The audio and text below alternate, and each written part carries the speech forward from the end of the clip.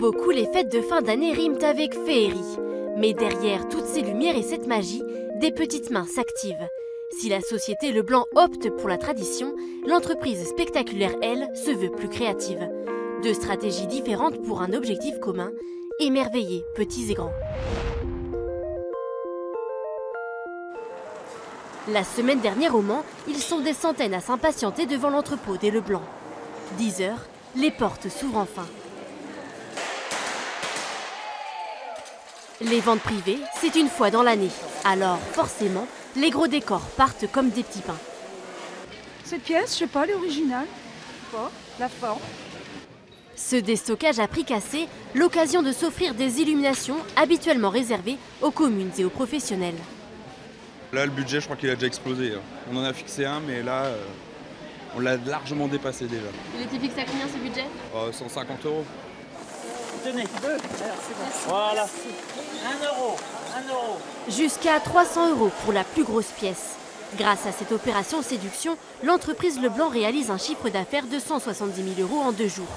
Concepteur d'éclairage depuis 60 ans, il est l'un des leaders sur le marché en France et à l'étranger. On est créateur d'émotions et je vais souvent aux inaugurations dans les villes et de voir tous ces yeux qui brillent, de voir ces enfants qui sont émerveillés, forcément, oui, forcément les illuminations ont de l'avenir. Côté production, les chaudronniers bâtissent l'ossature du décor, avant que la dizaine de câbleuses le mettent en lumière. Pour cette cabine téléphérique, comptez plus d'une semaine de travail contre une demi-journée pour ses écritures. Des artisans du rêve qui chaque année voient passer des millions d'ampoules et des kilomètres de guirlandes.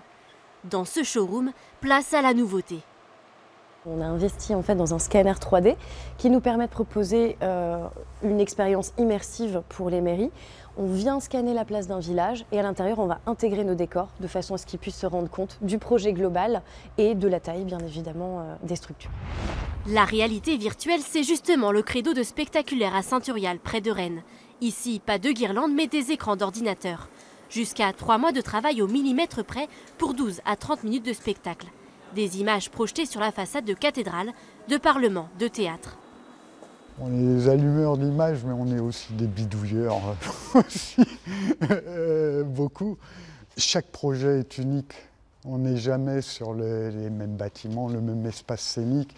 Donc, à chaque fois, ça nécessite de trouver des solutions. Des solutions et techniques et artistiques. Pour épouser les reliefs de l'édifice, il faut entre 6 et 10 vidéoprojecteurs. Créée il y a 31 ans, cette entreprise s'est taillée une réputation mondiale. Son secret, raconter de belles histoires.